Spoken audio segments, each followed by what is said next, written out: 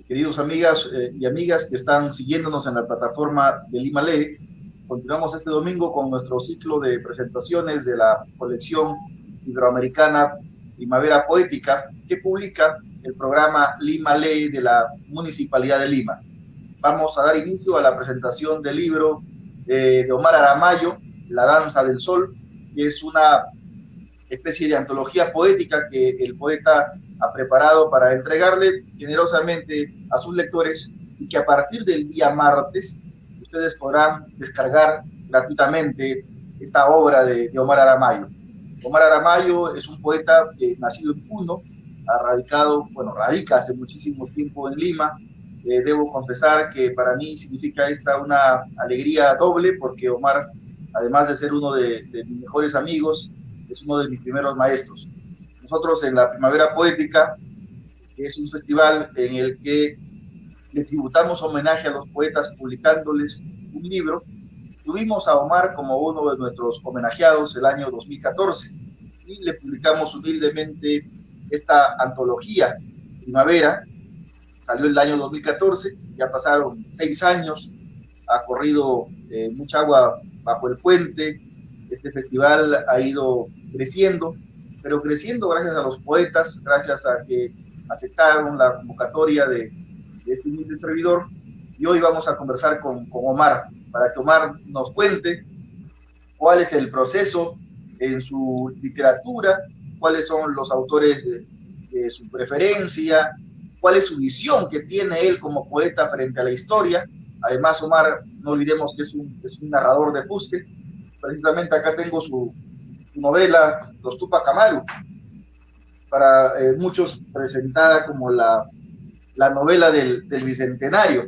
Pero además Omar es un hombre que se ha preocupado por investigar sobre otros autores, no necesariamente de la literatura, sino también de la pintura.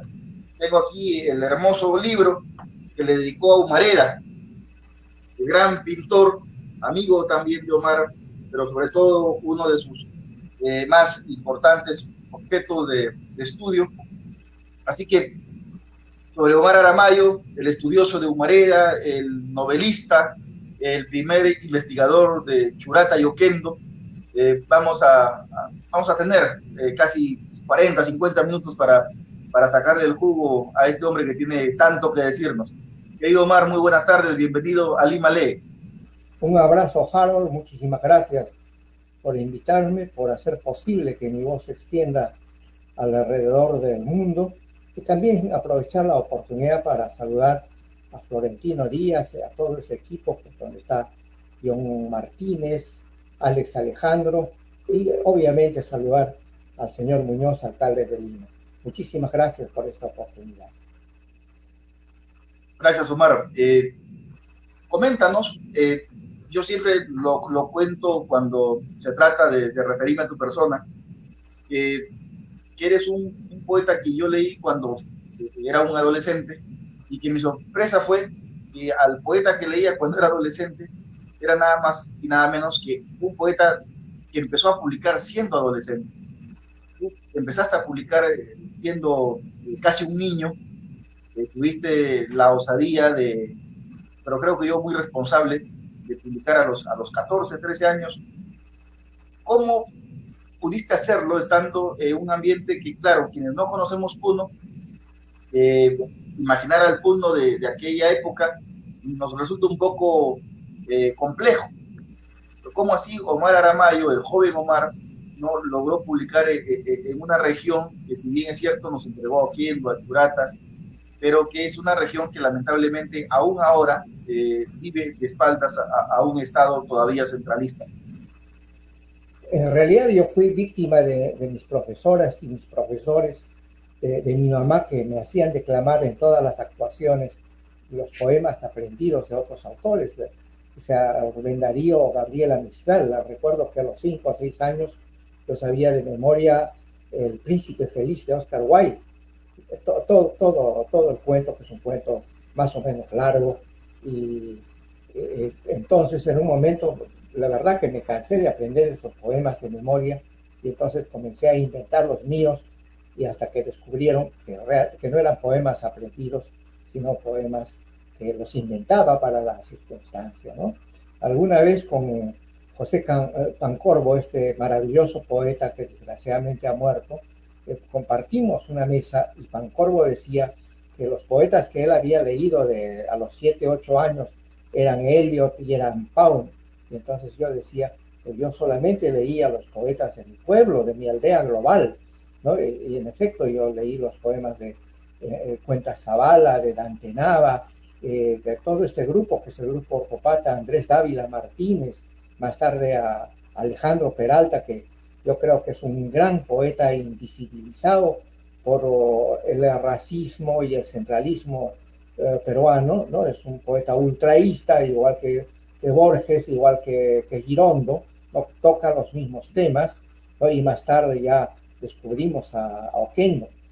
Muchos dicen que Vargas Llosa es el descubridor de Oquendo. En efecto, Vargas Llosa puso el nombre de Oquendo sobre el tapete, pero en ese momento solamente había un ejemplar en la Biblioteca Nacional, y entonces el descubrimiento de Oquendo es un descubrimiento colectivo, ¿no? Darle rostro a Oquendo. Yo encontré las fotos de Oquendo, escribí el primer trabajo en 1968, ¿no? Y los editores ya en los años 80, 90 han hecho más o menos 30 o 40 ediciones de Oquendo en este momento, y ya no es un misterio, pero en el año 68 había un solo ejemplar en la Biblioteca Nacional, de modo que mi formación se debe básicamente a los poetas de mi pueblo, ¿no? De mi aldea global. Y luego, posteriormente, ya leo a los grandes poetas para reencontrarme finalmente con la gran poesía tradicional del pueblo quechua y del pueblo aymara. Claro, pero me deja pensando esto que estás diciendo. Dices que el año 68, ¿verdad? Así es. El 68, te reencuentras con este único ejemplar que había de Oquendo en la biblioteca. Tú eras un joven de 21 años. Así es. O sea, ya a esa edad tú tenías otra cosmovisión sobre lo que habías heredado como panorama, al punto que en lugar de repente deslumbrarte con Helio, con Paun, tú preferiste más bien era Oquendo, ¿no? Releer a este poeta que además es uno de los iniciadores de sus estudios, tanto de él como de Churata. Y eso la gente yo creo que también debería saber, porque efectivamente durante décadas fueron escritores silenciados, pero que gracias a tu investigación, ahora todos hablan de Churata, todos hablamos de Oquendo, y es como que los hayamos recuperado. Y era lo que había, porque en este momento tú puedes leer a los cantos de Mandoror, o puedes leer la Unión Libre de Bretón, o puedes leer a Peirce con la mayor facilidad, y entras a la computadora y te encuentras con maravillas, ¿no? Yo recuerdo que el año 72 o 73 me robaron el libro de un amigo mío, se llevó el libro de Peirce, y la verdad es que me pareció una puñalada de traición, ¿no? Era muy difícil poder acceder a los libros de poesía que hoy día son de dominio común. Entonces, en efecto, en los años 65, 66, 67, descubro por mi propia cuenta la poesía de Oquendo, y me doy con la sorpresa que el único lector grande que había tenido es Ginsberg. Ginsberg, al llegar a Lima, descubre a Oquendo y accede también a este ejemplar al que yo accedí después, y entonces para mí se convirtió este libro en un fetiche, en un objeto sagrado, en un objeto de adoración.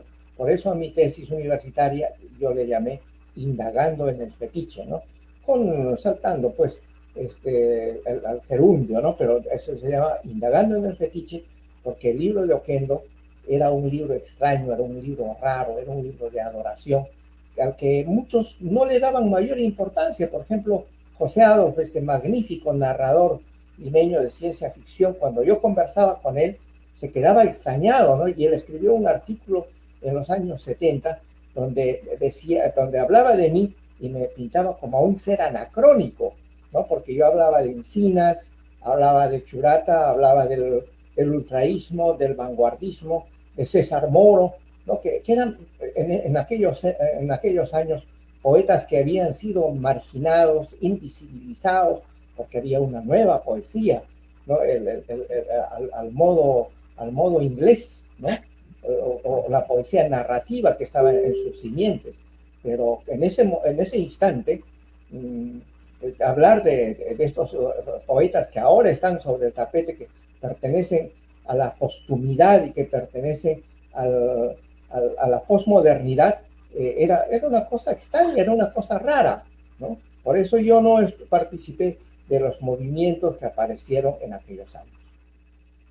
Pero Alberto Escobar se refería sobre ti y decía que tu poesía demanda de un lector favorecido por el don de la inocencia o un casi vicioso amor por la fábula. Y ahora que lo menciono y que lo cito, yo recuerdo que fue precisamente en su famosa antología, publicada en la década de 70, donde leí por primera vez tus poemas. Entonces, ya yo venía con un diálogo con Omar Aramayo antes, ¿no? Por supuesto, de conocernos, pero tú habías, no sé si decirle grupo, pero había una corriente de la que le llamaron los poetas mágicos, de la que tú también fuiste representante. ¿Cómo así elegiste la fábula, la magia, por utilizar el término, en un momento en el que, claro, la poesía peruana, entre comillas, 70, era Horacero, era la Sagrada Familia, y eran los grupos que ahora conocemos, que por supuesto tienen sus representantes, pero no era toda la poesía peruana. Claro, y más antes los poetas del 60, ¿no es cierto? ¿No? Así es. Que yo publiqué el año 65 con el prólogo de Antonio Cornejo Polar. Dices bien, dices muy bien. Yo pertenezco a una rama distinta, a un cauce absolutamente diferente. Por eso el gran maestro Alberto Escobar, que es el crítico, el estudioso que mayor generosidad ha tenido conmigo, que mayores elogios me ha brindado, dice pues que para acceder a esta poesía se necesita del asombro, ¿no? Del asombro del cual hablaba Rilke, ¿no? Y obviamente yo soy heredero, yo soy descendiente de Buren, ¿no? Pero también soy descendiente de las fábulas aymaras, de las historias del pueblo aymara, de ese asombro, ¿no? Y también otra cosa que no puedo olvidarme es que yo fui un lector temprano, asiduo, de Las Mil y Una Noches, ¿no? Las Mil y Una Noches para mí fue el descubrimiento del mundo, ¿no? Que leí cuando estuve en cuarto o quinto año de secundaria y leí el libro completo de Las Mil y Una Noches. Entonces, para mí esto fue el descubrimiento de la literatura. Y te preguntaba porque recordaba el diálogo que tuve con Homero Carvalho, este gran poeta boliviano, y Homero Carvalho comentaba que cuando él empezó a leer los funerales de la mamá grande y veía las historias, ¿no?, que sucedían en estos textos, para él era muy familiar imaginar, por ejemplo, peces volando, ¿no?, en el cielo de Beni. Y ahora que tú dices también, o sea, ese realismo mágico en el que, aún sin haber leído quizá en aquel entonces a García Márquez, ya venía de modo natural en la visión que tú tenías con el mundo. Y por supuesto te ponía en otra esfera a lo que significaba el cronipoema, la poesía coloquial, el modo anglosajón, que era prácticamente lo hegemónico de la década de los 70. En efecto, pero de manera más lineal, sin ningún circunloquio histórico, porque no hay que olvidarse que García Márquez viene de Carpentier, y Carpentier viene de los escritores que publicaron en la revista Amauta en 1928, 29, 30, 31. ¿No? Carpentier lo dice expresamente, que él se quedaba asombrado con los relatos que leía. Es decir, ¿a quiénes leía? A Emilio Romero, a Gamaliel Churata, a Mateo Jaica, que son los tres grandes narradores del indigenismo puneño. Entonces, Carpentier viene de ellos, y de Carpentier viene García Márquez. Es toda esta realidad alucinada, embrujada, que está en Rufo, está en Churata, obviamente, ¿no?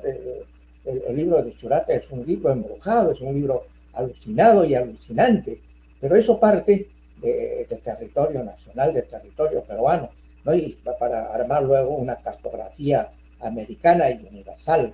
Entonces hay que volver a las orillas del lago, hay que volver a las entrañas del Ande para encontrar otra tradición donde se elabora, se labra a través de los siglos una literatura que ha permanecido en lo oral y que de alguna manera se puede encontrar en Hombres y Dioses de Huarochirí, ¿no? En el ciclo costeño, que es una maravilla, ¿no? Y en los relatos, en los cuentos que se publican de manera cíclica de vez en cuando en los pueblos del Perú. Ahora, que es otra tradición que en realidad es nuestra tradición. Otra tradición, Harold, absolutamente otra tradición. Es otro mundo, es otro universo, es otro lenguaje, ¿no? Es otra sintaxis, es otra lógica, ¿no? Leía Píndaro, que influyó mucho, como sabes, en Hölderlin, en Nietzsche y también en Churata, ¿no? Leía a Píndaro una de las cosas que dice: el verdadero hombre talentoso viene del instinto. Entonces, el instinto está vivo en el Perú, en América Latina, ¿no? Es una poesía basada en el instinto, en la intuición, en la imaginación.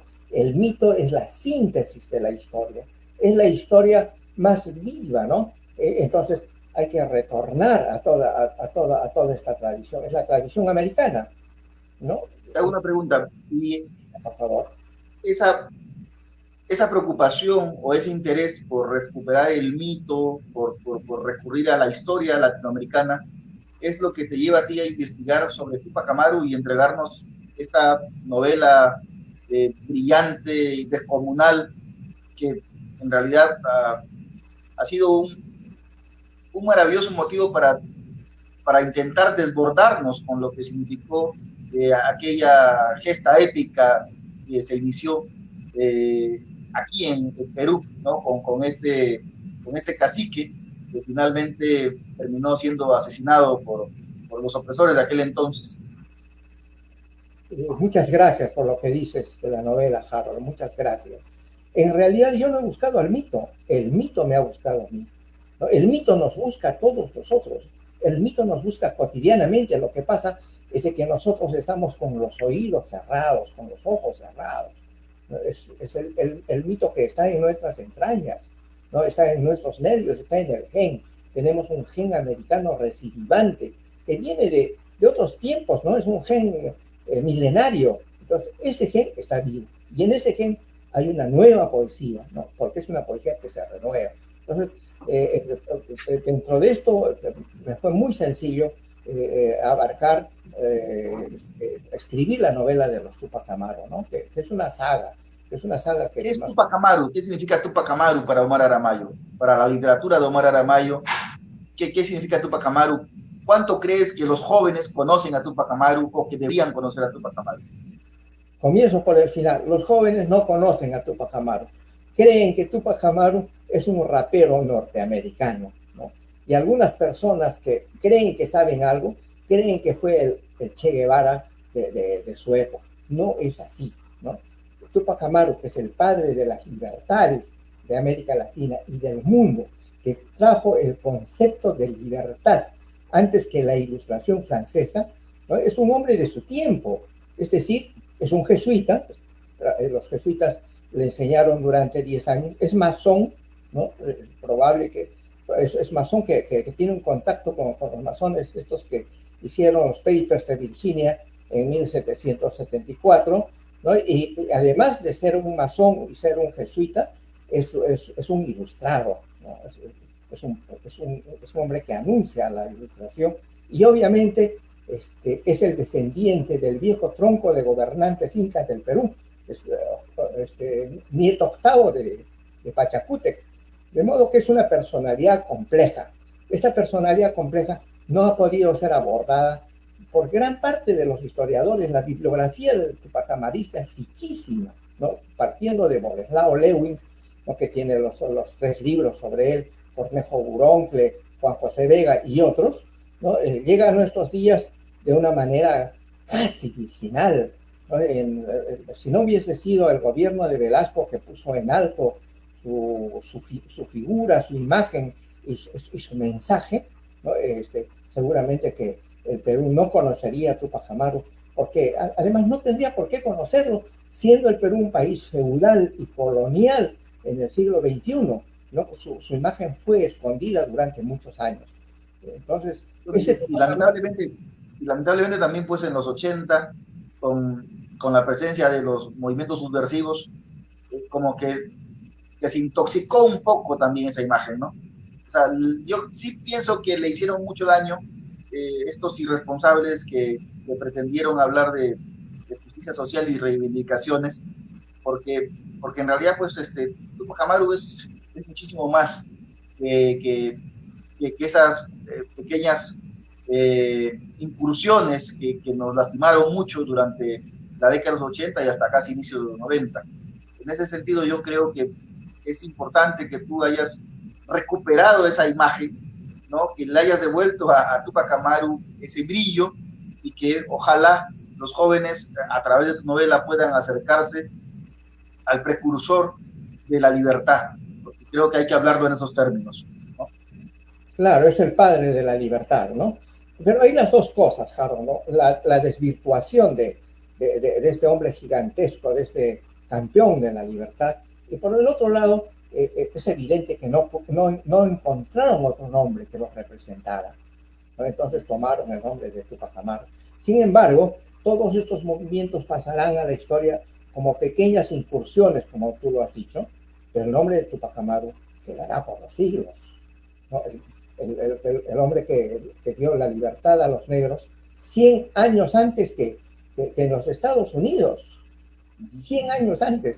Entonces la magnitud de esta estrella que está en los cielos del conocimiento y de la existencia humana es de trascendencia mayor.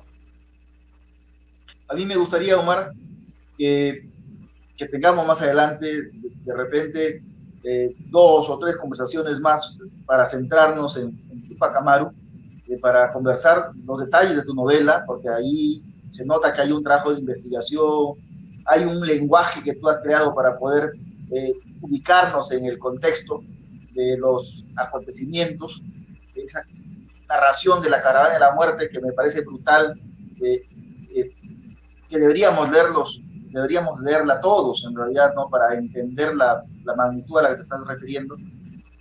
Pero me gustaría que ahora volvamos a la poesía. A la poesía. Que me hables sobre La Danza del Sol, ¿no? La portada la va a poner Marlon en algún momento para que quienes están siguiéndonos a través de esta plataforma puedan también conocer la poesía de Omar Aramayo, pero era importante que hablemos de estas otras aristas que tienes tú también como personalidad, no sé si compleja, pero personalidad poética, porque una forma de acercar a las personas al escritor es conociendo, ¿no? Estas lecturas, es conociendo sus preocupaciones, es conociendo cómo empezó. Quisiera que aterricemos en la Danza del Sol. ¿Por qué el título La Danza del Sol? ¿Y por qué los poemas que has elegido para entregarnos en Lima Ley? Es evidente que en más de 50 años de creación, sea una creación compleja, ¿no? Compleja, complicada, de alguna manera abundante, porque en 50 años y más en 60 años pasan muchas cosas, obviamente, ¿no? Se llama La Danza del Sol porque está inspirado, hay un poema inspirado en este gran movimiento que se realizó en 1668, que es el Taquionjoy, ¿no? Cuando los viejos brujos, los augures de Huarochirí, son poseídos por los espíritus, por los fantasmas de los viejos gobernantes del Perú, ¿no? Entonces hay una posesión de otro mundo que los lleva al canto y la danza. Entonces viene la enfermedad del canto y la danza. El dirigente de ellos es un señor, ¿no? Que se llama Juan Chogne, ¿no? Y este Juan Chogne es un danzarín. En realidad todos ellos son danzarines, enloquecen, no tienen una fiebre, ¿no? Que eso debería ser paradigmático para la poesía universal, que una vez en el siglo XVII, ¿no? Hubo un pueblo que se enfermó, que tuvo una pandemia de canto y danza, ¿no? Entonces, el líder de este grupo es Juan Chorne, y que es un danzarín, ¿no? Entonces, este danzante comienza a bailar, y entonces es la danza del sol, ¿no? Y todos los que danzan el sol porque son poseídos por el sol, por la luna, por las Pléyades, ¿no? Que es el momento en que se produce, en ese momento en que hay una conjunción de los astros teniendo como eje a las Pléyades, es que se da esta enfermedad, que luego es sancionada por los cazadores de brujerías, ¿no? Y son llevados al Cusco, ¿no? Justamente es el año de 1672 cuando descuartizan al primer Tupac Amaru, que arriban al Cusco, y este gran cronista y poeta Huamán Poma de Ayala es asistente de uno de estos curas,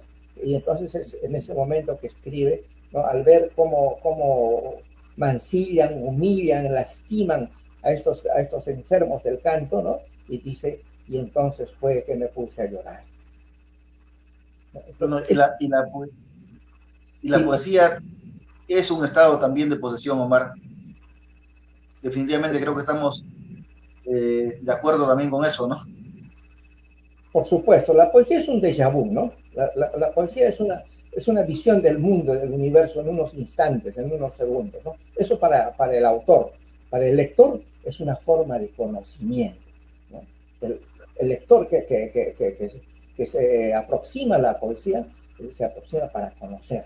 Entonces, mientras la ciencia te explica por el lado racional, la poesía te explica por el lado espiritual, por los sentimientos, por el instinto. Entonces, pero para el autor, como tú acabas de decir, es pues es una posesión, ¿no? Es un déjà vu, es un Y iluminación. antes de empezar a escuchar tu poesía, a los escritores jóvenes a quienes les recomendamos que lean tu novela y que aprendan de este precursor de la libertad, o el padre de la libertad, como tú lo llamas, a Tupac Amaru, eh, ¿a qué autores tú podrías referirles, ¿no? Que podrían ser puentes para que ellos empiecen a fortalecer la vocación? Que lean la Divina Comedia, que lean Odisea, que lean la Iliada. Es necesario leer el libro que recomendé hace un momento, que es Las Mil y una Noche, ¿no? Eso es básico. Sí, las tradiciones peruanas, pues, mucha gente pensará y pensará que soy loco, pero en las tradiciones peruanas aprendemos a escribir, ¿no? Muchos poetas jóvenes se lanzan a las aguas sin saber escribir, ¿no? Ricardo Palma nos enseña a escribir. Es necesario primero aprender a escribir y luego soltar esos acueductos que tenemos adentro, ¿no? Los fantasmas, las deidades, lo brujeril que existe en el Perú, porque el Perú es un país embrujado, obviamente, ¿no? Es un país embrujado por los cuatro costados, pero para entender eso es necesario aproximarse a sus narraciones, hay que leer Hombres y Dioses de Huarochirí. Eso debe ser una obligación de aula, los maestros deben de enseñarles a leer Hombres y Dioses de Huarochirí. ¡Qué belleza!, ¿no? En Hombres y Dioses de Huarochirí existe, por ejemplo, como en otros libros, como en la literatura bélica, no existen guerras espaciales, existe una guerra espacial, ¿no?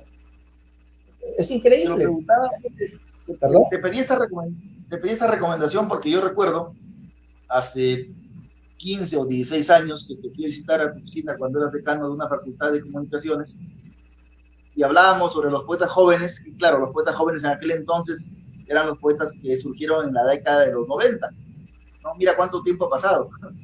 Eh, y tenías un cerro, una ruma de poemarios publicados durante la década de los 90, y entonces entendí que tú eras uno de los pocos poetas de tu generación que tenía diálogo fluido con los muchachos, ¿no? Con la gente joven que te daban sus libros. Entonces, ahora que ya pasaron más de 16 o 15 años tal vez, otra generación de poetas jóvenes, por eso te preguntaba, porque yo creo que alguien que tiene conocimiento sobre lo que significa nuestra tradición, o sea, tiene mucho que decirles para que esa tradición se sostenga. Y, y para pasar más allá incluso ya de los poetas jóvenes, ¿con qué poetas de tu generación, para terminar de una vez con el tema de las generaciones, tú tienes o compartes mayor visión? Mira, yo he sido amigo personal de tarde, mañana y noche, de lunes, martes, miércoles, jueves, viernes, sábado, domingo y otra vez lunes, de Juan Ojeda, ¿no? He sido muy amigo de Juan Ojeda, he compartido muchísimo con Juan, he compartido con Luis Hernández Camarero, con Luchito Hernández, muchísimo, con Chauca Granda, gran poeta, ¿no? Para mí ellos han sido una fuente de amistad, de cariño, y obviamente con Tulio Mora igualmente, ¿no? Hemos sido muy amigos con Tulio, ¿no? Y ellos son básicamente mis compañeros de generación. Me gustaría que nos compartas, Omar, algunos poemas de la danza del sol. De la danza Y del sol. después seguimos con el diálogo porque, como lo dije al inicio, estos minutos que nos permiten estar en comunicación con Omar van a ser minutos en los que voy a tratar de explotarlo al máximo, porque lo que queremos es aprender. Este es un ciclo de presentaciones en la que la pretensión es aprender y, por supuesto, reconfigurar o reconstruir lo que desde nuestro criterio debería ser el mapa, ¿no? de la literatura iberoamericana. Adelante, Omar. Hola. No tengo retorno, por favor. Bueno, leo. Estamos con Omar Ara. ¿Nos escuchas? ¿Tengo retorno? Sí, perfecto. Te escuchamos perfectamente. Leo de todas maneras, si me escuchan. Sí, claro que sí. Mama. Es un ofertorio. Madre tierra, para ti derramo el primer sorbo de licor y también la miel que destilan los sueños, los potajes más sabrosos, los tubérculos primeros, las panojas más nutridas, esas que se rinden por su peso, los pétalos de las flores más bellas, las palabras resplandecientes, las más tiernas, las más humanas, las que guardan significados profundos, las otras que despiertan del letargo. Santa tierra virgen, manantial de vida, en aras de que siempre sea así y por siempre, ancla del agua, carne del universo, boca, oído, vida misma, para ti mis sufrimientos, mis dolores, los de mi pueblo que camina siglos, tú sabes cómo por encontrar su destino, su pensamiento preciso, su acierto, su hecho tenaz sin reflujo. Los licores más intensos, los más dulces, asperjo para ti a las 4 direcciones, allí donde nace tu hijo el sol, y en nombre de la luna, flor del cielo y la noche, su jardín, por los caminos de la energía, donde el ser humano jamás pierda raíz ni línea de horizonte, y en el aire con las hojas sagradas lenitivas del conocimiento, tus hijas predilectas, convoco las fuerzas de la naturaleza, al espíritu de las aguas y las nubes, a las plantas curativas, a los animales sagrados, al espíritu de los humanos antiguos, a los inocentes de todos los tiempos, a los muertos bien amados, a los encarcelados por la libertad, a los que se elevan sobre el dolor, a los no nacidos aún tierra madre, al hombre pájaro que atraviesa todas las madrugadas con su canto alado, que fructifere sin daño ni veneno y el enemigo duerma por siempre en su madriguera. Ninguna tierra tan pródiga como la tuya, madre tierra, produces las sabias más imprevistas, tú entiendes lo que digo y escuchas mi latido en todas las horas. Solo te devuelvo lo que un día me diste, tú me esperas en la hora más extraña y más puntual, enamorada, bondadosa, madre tierra, recibe esta ofrenda. Gran poema, Madre Tierra. Omar, ¿me escuchas? Harold, Omar, acá estoy. no Te escucho el escucho. retorno. Ya, yo te escucho perfectamente. De repente, tu audio. Marlon, si estás en línea, Marlon, por favor, escribe. Un poema mientras se restablece la comunicación. Adelante. Hola, Te escuchamos. ¿me escuchan? ¿Me escuchan mientras se recupera la comunicación? Y este que dice, el huacón aparta la sequía con su danza. El huacón, para quienes no lo sepan, es un semidios de la antigüedad, probablemente un semidios de origen chavín que tuvo mucho apogeo en la Sierra Central y fue un monstruo que devoró a la madre tierra en épocas de inmensa oscuridad. Seguramente que después de alguno de esos eventos que hoy se llaman los inviernos atómicos, dice el huacón aparta la sequía con su danza. Ese guaycho que en la madrugada lleva la flor morada de la papa en su vuelo anuncia al guajón.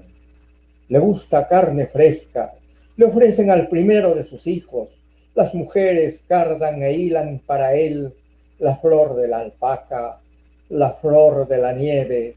En su nombre matizan algodones de insólitos colores, hilo de penca en su punto, y él en su danza honda, en la naturaleza de los seres, se apodera de sus sombras, de sus pies, y pide cantera al espíritu de las nubes, cantera nubes, cantera, se posee de sus vidas precarias, de sus crías, las anude en su voz y en el momento exacto arroja la espada con su tambor de cuero de perro, con su tambor de cuero de zorro, con su tambor de cuero de perro, con su tambor de cuero de zorro, con la boca, con las manos, la complexión de su cuerpo manda, el zapateo, su sonaja manda, el poder del canto y la danza le pertenecen. Los ancianos se mojan la cara con las primeras lluvias y renacen los pasos diminutos de la lluvia, el eco adormecido de su voz recuerda una historia lejana hasta cansarse, las cortinas arrecian unas detrás de otras, el agua se rompe la garganta, la piel y entra cantando, llorando, riendo sobre la tierra seca, chocolate, guapón, concierta y desconcierta, le odian y le halagan, no saben qué hacer con él, maldito. Yo te escuché ese poema. ¿Me escuchas? Omar, ¿me escuchas? Harold, no escucho Omar, tu voz. Marlon, a ver cómo resolvemos el. Me Me gustaría gustaría que siga tener leyendo Omar, pero me gustaría que me escuche. un retorno. Hola. No tengo nada.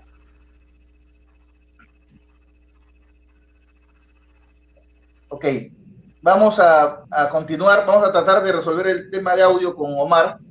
Yo quiero invitar a los amigos a que ingresen a esta plataforma de Lima Lee.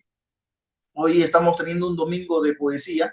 Estamos dialogando con el maestro Omar Aramayo, el poeta de los Tupac Amaru, el poeta de La Danza del Sol. De hecho, La Danza del Sol es un libro que lo van a poder ustedes descargar gratuitamente desde nuestro fanpage de Lima Lee. Omar es uno de los escritores más importantes surgidos en la década del 70 y es, como lo dije hace un momento, uno de nuestros principales maestros y más representativos poetas. La idea con Primavera Poética, esta colección de 64 autores, era tratar de hacer una especie de consolidado de lo que ha sido el Festival Primavera Poética, que empezó el año 2013. Esta es la octava versión. Son 64 poetas que van a estar acompañándonos durante 120 días. 120 días de poesía.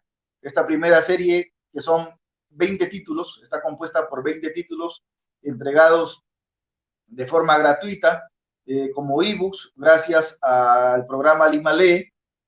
Esta colección es parte de la colección de Lima Lee. Son 20 primeros títulos que se están publicando ahora en junio. Esta es nuestra 12ª entrevista, porque una de las ventajas que tiene la comunicación en tiempo real y la Internet es que acercó al mundo. Y una forma de demostrar que el mundo se volvió más cercano son estos tipos de diálogos. Poder dialogar con Omar Aramayo, poder esta mañana haber conversado con Rafael Sarabia. A las 5 vamos a tener un diálogo con la poeta colombiana Lucía Estrada, que ganó el premio de poesía del Festival de Medellín. Es una de las poetas más premiadas que tiene Colombia. Con ella vamos a hablar a las 5 de la tarde. A las 7 de la noche voy a comunicarme con Carolina Zamudio. Carolina Zamudio es una poeta argentina. A ella le hemos publicado El propio río, que es un libro de poemas que estoy seguro les va a encantar a ustedes. Y vamos a poder también conversar con ella, saber un poco de la tradición poética argentina, conocer de sus lecturas. Y ahora no sé si Omar, ¿me escuchas, Omar? Ojalá que se haya resuelto el problema de audio, porque nos gustaría seguir compartiendo con Omar Aramayo, conversando con él, escuchando su poesía, porque creo, insisto, es uno de los poetas más potentes que tenemos y hay que tratar de explotarlo, hay que tratar de escucharlo siempre, por supuesto. En La Danza del Sol hay una serie de poemas, muchos de ellos que ya han aparecido en algunos libros. Yo les comentaba antes de que se vaya el audio, de que ese poema de Guacón lo leí por primera vez, o lo escuché por primera vez de él, cuando hace algunos años en la Facultad de Letras de la Universidad Nacional de San Marcos hicieron un ciclo de presentaciones con poetas del 70.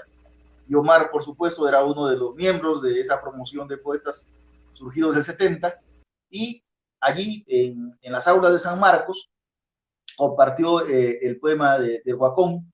Yo particularmente me quedé muy sorprendido, y por supuesto eso propició un diálogo que hasta la fecha continúa siendo muy fructífero. Conversar con Omar es siempre aprender. Hace un momento nos estaba hablando sobre la importancia de Tupac Amaru, sobre cómo fue la iniciación de los estudios a Oquendo y a Churata, que él es uno de los que comenzó con esto. Nos comentaba que el año 68 encontró un ejemplar de Oquendo, de sus 5 metros de poemas, y que a raíz de eso empezó pues ya todo lo que ahora conocemos como la gran obra que ha sido totalmente socializada a nivel no solo nacional, de Carlos Oquendo de Amat, ese gran poeta puneño, para muchos padre de nuestra vanguardia, que lamentablemente falleció muy joven, pero que sin embargo nos ha dejado una obra contundente y trascendental si queremos aprender a valorar lo que significa la tradición poética peruana. Omar Aramayo es puneño, su poesía ha merecido diversos juicios críticos elogiosos por parte, por ejemplo, de Alberto Escobar, el gran crítico literario que lo antologó en esa publicación que hicieron en el gobierno de Velasco del año 70, una famosa antología, tapa color azul. Ahí está Omar con poemas que publicó él cuando era pues un muchachito, pero que ya nos daba a entender que estábamos frente a un gran poeta. No sé si Omar ya tienes sonido. Hola, Omar, ¿me escuchas? Omar Aramayo, ¿me escuchas?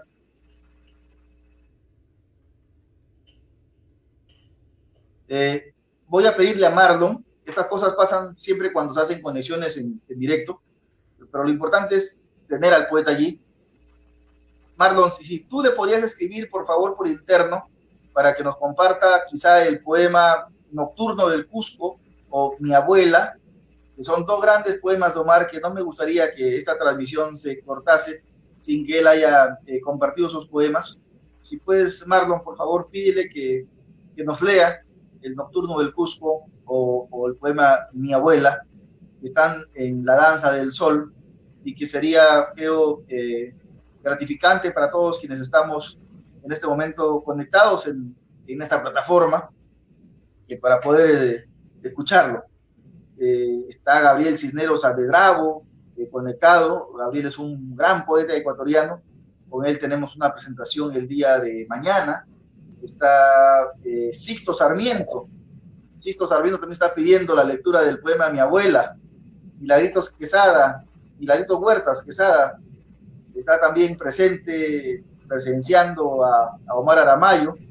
Está nuestra entrañable Gloria Mendoza Borda, está Marti Arauzo, mucha gente, muchos escritores, muchos poetas que queremos a Omar y que estamos asistiendo a esta tarde de presentación para escuchar al maestro. Creo que es una forma hermosa de compartir este domingo, teniendo cerca a poetas que leemos, que apreciamos y que valoramos. También he visto a Ricardo Ayón también lo he visto conectado. Con Ricardo siempre recordamos a Omar. Con Ricardo Ayón, bueno, Omar es una de las figuras frecuentes en nuestros diálogos, algunas anécdotas, cosas que comentamos, porque eso sucede con los poetas que uno valora y respeta. Siempre caminan con nosotros, viajan con nosotros. Omar está buscando el poema. Espero que Marlon haya podido llevar el mensaje para que nos lea Mi Abuela o El Nocturno del Cusco. Pregúntale, Marlon, por favor. No vamos a cortar la transmisión sin que esté Ricardo Ayón presente. Ricardo Ayón, que es un gran poeta ancachino, radicado hace algunos años en Lima, está también siguiendo la transmisión. Con él siempre recordamos a Omar. Listo, está en todos nuestros diálogos. Dile, Marlon, por favor, si es que tiene el poema para que nos lo comparta. Yo estoy solamente...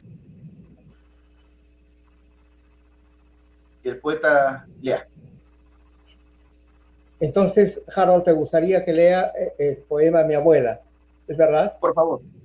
Bien, leeré este poema que viene de 1967, ¿no? Y que se ha publicado en diferentes lugares. Dice Mi Abuela.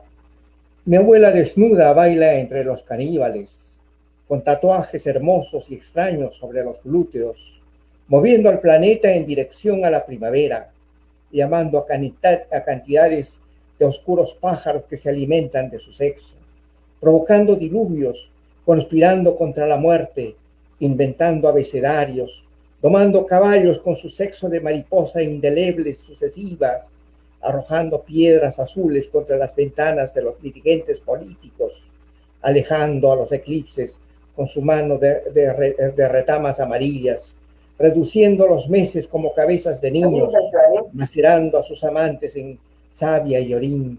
Mi abuela corre con una Colt 45 bajo la lluvia. Adivinen, amados feriantes, adivinen qué lleva mi abuela bajo su axila de azufre en llamas. Mi abuela con dientes que son piedras de los encendedores, canta bajo la lluvia como un caracol con su boca de lecho marino, en su guitarra eléctrica, en su casa de agua, en su luna de esperma, en su sueño de miles de gusanos de seda, en su lenguaje de nieve ardiendo. Su vientre amarillo asoma entre sus piernas de lagarto a este sol de invierno como flor marchita. Mi abuela, la piedra original, donde todas las abuelas son copias de mi abuela. Sus cabellos son enlaces con otros planetas. Juega con su cordón umbilical y se entrega a los últimos saurios que han acampado cerca de aquí por última vez en varias cajas de cerveza. Mi abuela arranca los relámpagos del cielo, tan fácil como los niños arrancan ríos de las bocas de los ciervos, de los ojos de las calaveras, de las entrañas de los bueyes, cabalgando por selvas de fuego, por pantanos de oro.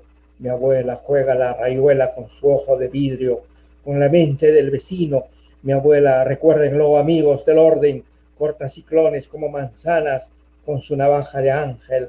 mi abuela haciendo detonar un vaso de agua en la cabeza cuadriculada de algunos gerentes, mi abuela con su escafandra roja, cazadora de especies extinguidas en los manuales de zoología, rasgando el crepúsculo con sus espuelas, que son sexos de ángel, escupiendo en la noche millares de aerolitos, toreando a los jóvenes taúres que buscan la perla de su vientre, y a una horda de toda suerte de advenerizos, perseguida por una calle sin salida, salta desde una estrella en su paracaídas completamente desnuda, sin edad ni condición. Los pulpos brindan en los aeropuertos a su salud. Salud, a la salud de mi abuela. Mi abuela cría algas en sus caderas. Miedo para los que cortan el bigote de perfil en las galerías del sueño. Mi abuela mece al mar en su cuerpo fabuloso que quiebra, que de quiebres nunca vistos. Mi abuela corre y patina sobre el mar recogiendo copas de champán y empolla huevos de codorniz con su larga lengua de ángel marino. Mi abuela derrama botellas del más fino licor para cada lluvia. Ella organiza los grandes monopolios, las mafias de aquí y de allá. Ella es la culpable. Ella arrastra bajo su sombra las fábricas de armas, las siembra por donde va. Ella provoca con su boca roja, en su boca roja y su cabello de seda azul y bosques enanos para el tacto, su boca de tormenta y su garganta de gamuza celeste. Mi abuela de abismos en la sangre, la raíz cuadrada, el reverso de la moneda del ser y sin embargo la raíz. Ella provoca el hambre en el cuchillo secreto que llevan los adolescentes, abriendo las piernas. Proclama mi abuela, ¿qué les parece? Esta es la guerra del pueblo. Tomen sus fusiles y disparen pestañas en vez de balas. Los ojos de mi abuela giran como ruletas rusas y llega el invierno. Los puertos caen como flores. Mi abuela con su caperuza se va por el bosque repitiendo: haremos el Frente Popular, formado por los grandes tigres, osos, hienas, leones, chacales, bueyes, y haremos el partido solo formado por los bueyes y las palomas, y después nos limpiaremos las narices con un poco de hierba. Mi abuela pone en peligro al peligro, con una cucharita de plata, con un dedal o con una aguja.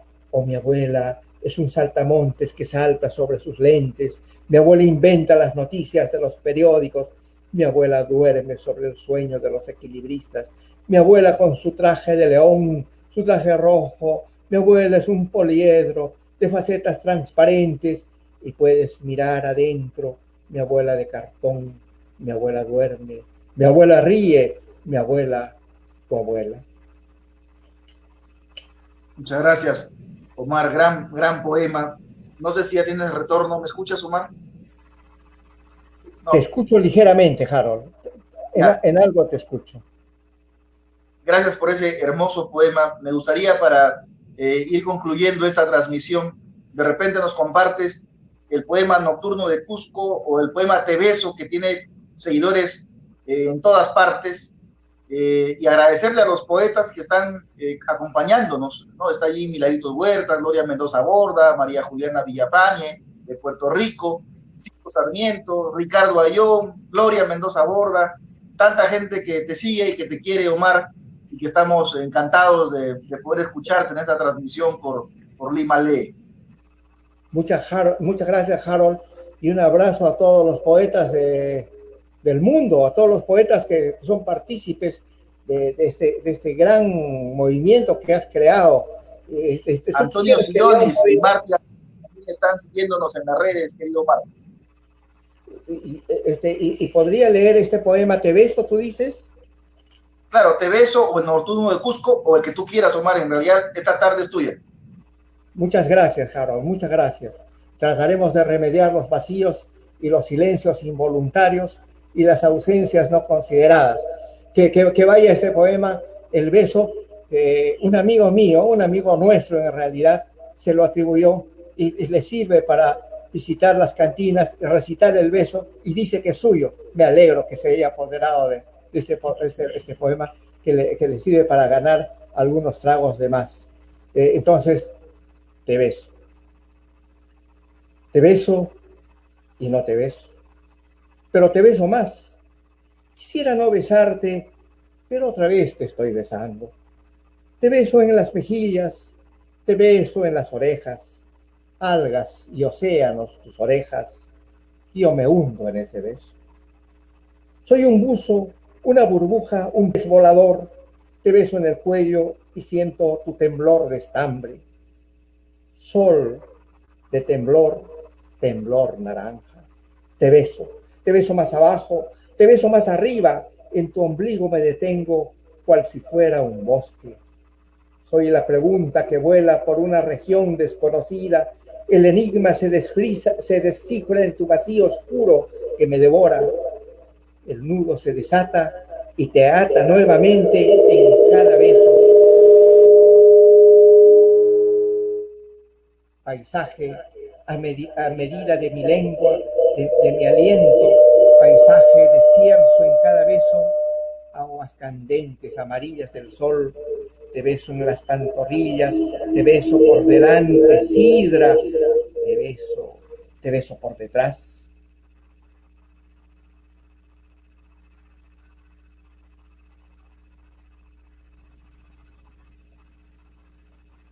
Hola, ¿Sí? Omar, ¿me escuchas? Sí, te escucho, Harold. Muchísimas gracias por ese poema, Omar.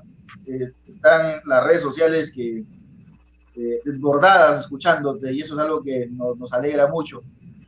Nos gustaría, Omar, para terminar esta transmisión, primero, nuevamente decirte gracias por tu presencia. En realidad, los silencios ayudaron para hablar más de ti. Tú eres esta tarde, como te dije, el invitado de honor y creo que ha estado bien. Ha estado bien todo. No te preocupes por nada. ¿Podrías compartirnos el poema que tú quieras para terminar la transmisión y tener también tus palabras finales? Muchas gracias. Creo que se acaba de componer al final todo esto y como dices, el cosmos a veces tiene que pronunciarse y decir su palabra definitiva, ¿verdad? Entonces, diré un poema muy breve que se llama Agua de los Montes.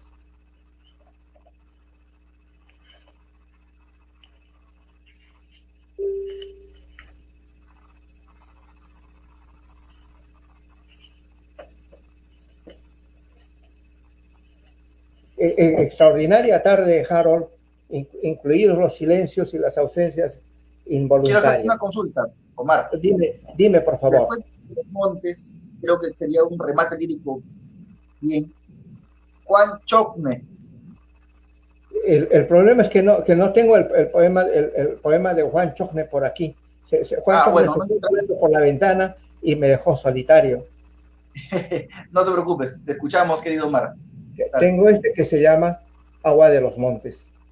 Agua de los montes, cristalina, gota a gota trabajada en la entraña de la alta nube y en la ubre de los montes, agua que te buscas a ti misma cuesta abajo, en el vientre y en la boca de cada hoja, al hilo multitud de bocas, al hilo multitud de hilos, madeja, estrella, ombligo, piel, agua de los montes, cristalina, que te buscas a ti misma y corres, vida mía, presurosa, para disolverte en la esencia de tu ser natal, en la boca, en los labios de la sed, en la entraña, en la semilla que te espera, agua de los montes. En la entraña, en la semilla que te espera. Gracias por compartir ese poema. También está José Alberto Velarde, poeta que lo conocí gracias a ti. Estuvo en la primavera poética pasada. Omar, ha sido una buena tarde. Poeta entrañable. Ha sido una forma distinta de poder sobrevivir al domingo. Creo que la poesía ayuda y ayuda más aún cuando el mundo está asolado por esta pandemia y más aún cuando logra convocar a escritores con la trayectoria que tú tienes, con la trayectoria de los escritores que están aunándose a esta octava primavera. Tus palabras finales, Omar. Yo ni siquiera sé que nada sé, mi querido Harold, yo ni siquiera sé que nada sé, Soy apenas un erizo que se pone su traje para salir a pasear bajo la lluvia. Y para irme diré un poema muy, muy breve. Y está dedicado a todos los poetas que están convocados esta noche. Dice: en la noche tenebrosa, los contrabajos marchan a la guerra por una ciénaga de sílex. Arrastran anchos carros cargados de roca ígnea.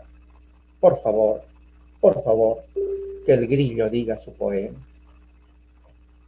Muchas gracias por eso, Omar Aramayo. Hemos tenido la presencia, la poesía de Omar Aramayo en esta tarde de domingo en Lima Lee. Gracias a nos están siguiendo, a María Antonieta Tejada de Arequipa, la doctora Gilla Aguilar, Mari Peralta, Mariela Záquer, todos quienes han estado acompañándonos. Ha sido un lujo poder compartir contigo, querido Omar. Vamos a volver a reunirnos como siempre y vamos a retornar contigo en la fiesta en la que estaremos todos, que será pues en septiembre, en la 8ª Primavera Poética. Gracias en nombre de Lima Lee, de Florentino Díaz, de Alex Alejandro, de Juan Pablo de la Guerra. Ha sido una buena tarde con el maestro Omar Aramayo.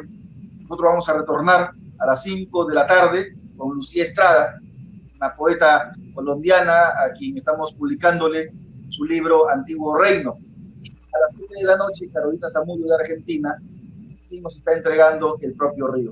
Gracias, Omar. Gracias a todos quienes están en la plataforma de Lima Lee atentos a estas transmisiones.